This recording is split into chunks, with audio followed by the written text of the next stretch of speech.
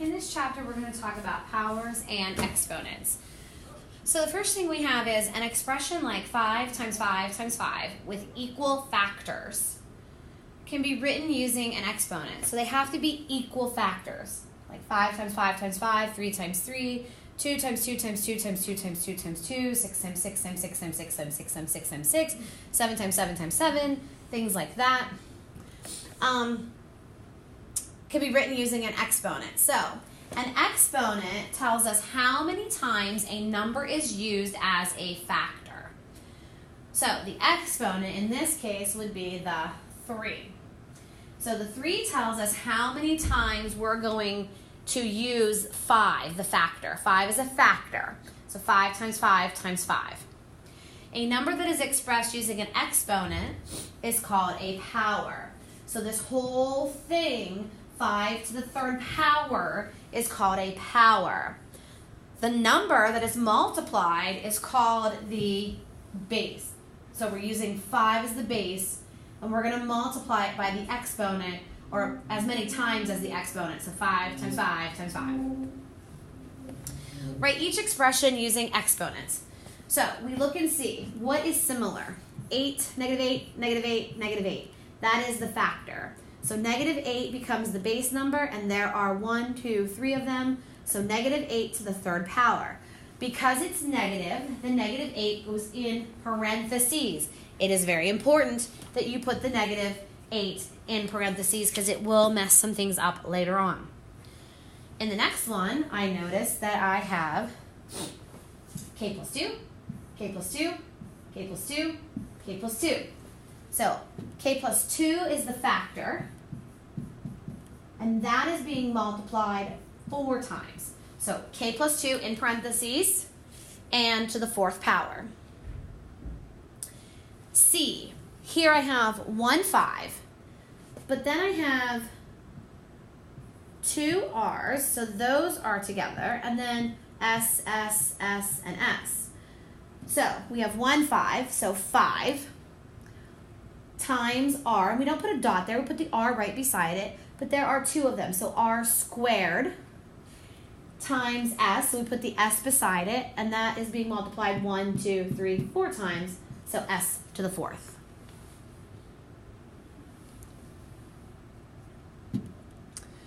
All right, evaluate each expression. If A equals 5, B equals negative 2, and C equals 3/4. We've done this, ladies and gentlemen. You substitute first. So step 1, substitute. So we have 10 plus B. B is negative 2. So again, I said negative, so put it in parentheses, and then square it. So now, what comes first? Order of operation tells us that we must power first, exponents first. So we have 10 plus negative 2 squared would be negative 2 times negative 2, which is positive 4, and our final answer is 14. 3B. So we're going to substitute first. So we're going to get A, which is 5, plus B, which is negative 2, and then we're going to cube that. But first, we must do what's inside the parentheses. So what's 5 plus negative 2? And that is 3. So now I have 3 cubed, which is 3 times 3 times 3. So 3 times 3 is 9. 9 times 3 is 27. And then 3C, we have 2 minus C. Oh, we have a fraction here, squared. So because this is a minus, we're not going to put that in parentheses. So order of operations, we have to do the power first. So 3/4 squared. 3/4 times 3/4, which is 9/16. So 2 minus 9/16. Now we have to find a common denominator because we need to add these. I'm just going to slide this down here so give myself a little bit more room. So common denominator. 16, 16. This stays 9 because 16 times 1 times 1. What did I do? I multiplied by 16. I'm going to multiply by 16, so I get 32. 32 minus 9 would be 23 over 16. And then 16 goes into 23 one whole time. And you end up with 7/16 remaining. So 1 7/16. And again, you could put this into your calculator. You should be able to get the same answer. What is the value of the following expression? So first thing we do is substitute. So 6 times A. A is -2. So it goes in parentheses, the 3 on the outside. Minus 1/9. Put that in parentheses.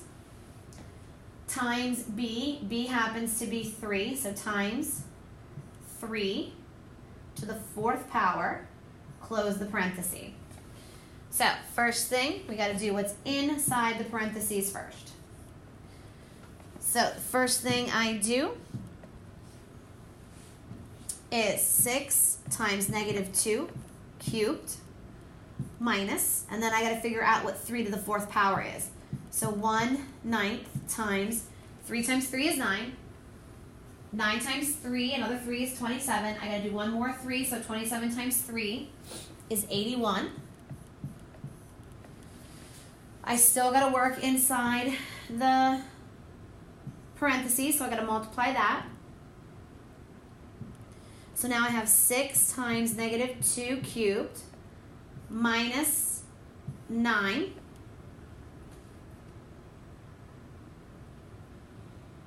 Because 9 goes into 81 9 times. And then I keep going. So now I have to do the power here. So now I have 6 times -2 times -2 times -2. So 3 times I have to multiply the -2. So -2 times -2 is +4. +4 times another -2 is a -8 minus 9. And then 6 times -8 is -48 minus 9 is -57 for our final answer. Replace each with greater than, less than, or equal to. All right, so then I have to figure out what 2 to the 5th is. So I would have to take 2 times 2 times 2 times 2 times 2.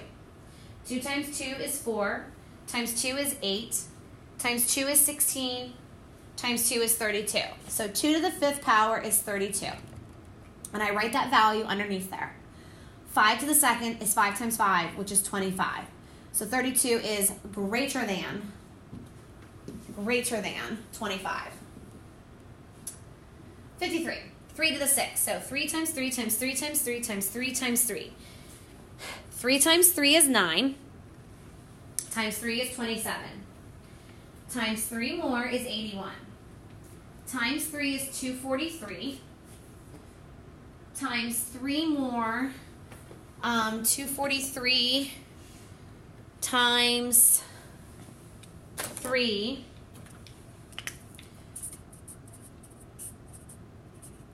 729.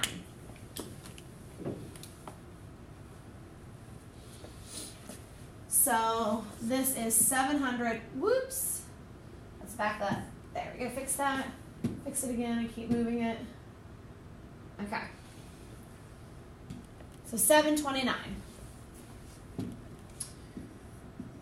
And then 6 times 6 times 6. So 6 times 6 is 36. And 36 times 3 is 108. So 729 is greater than. All right, -6 to the 4th power. So -6 times -6 times -6 times -6. So -6 times -6 is a +36. Times another -6, which would be -108. Times another -6. So -108 times 6 would be +648.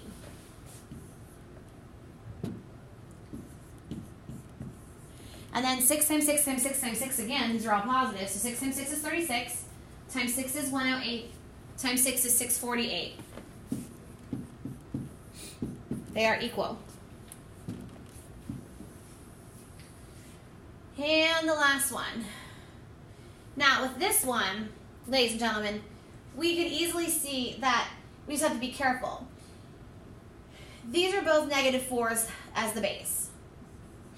Now, the powers are different. So normally if these were positive 4s, the 7 would be greater. But because they're negative, the number is actually going to go backwards. And you can also think about this. An even power is going to give us a positive answer in the very end, and an odd number is going to give us a negative answer. So a positive will always be greater than an odd, or a positive will always be greater than a negative. Use the pattern below to predict 5 to the 0. So what do we notice? So we're going 625, 125, 25, 5. What you see is if we divide this by 5, we get 125.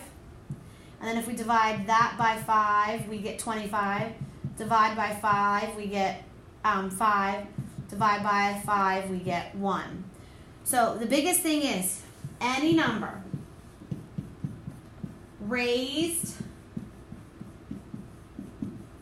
to the power of 0 will always be equal to 1. So like 7 to the 0 power is 1. I can have a variable, x to the 0 power is 1. -17 to the 0 power is 1. Any value raised to the power of 0 will always equal 1. And that is your lesson.